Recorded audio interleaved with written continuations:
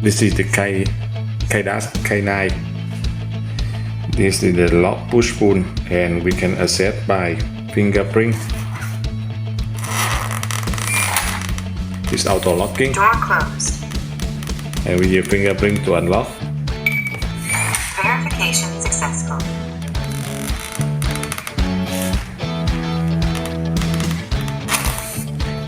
And the second way we use the card. Door closed.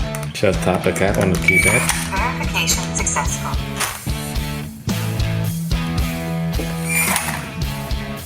Door closed. The third way is we use the pin code.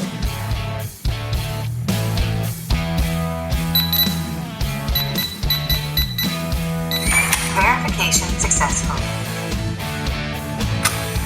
And with the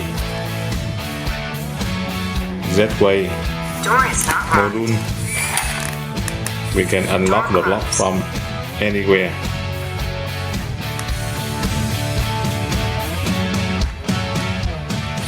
Verification successful.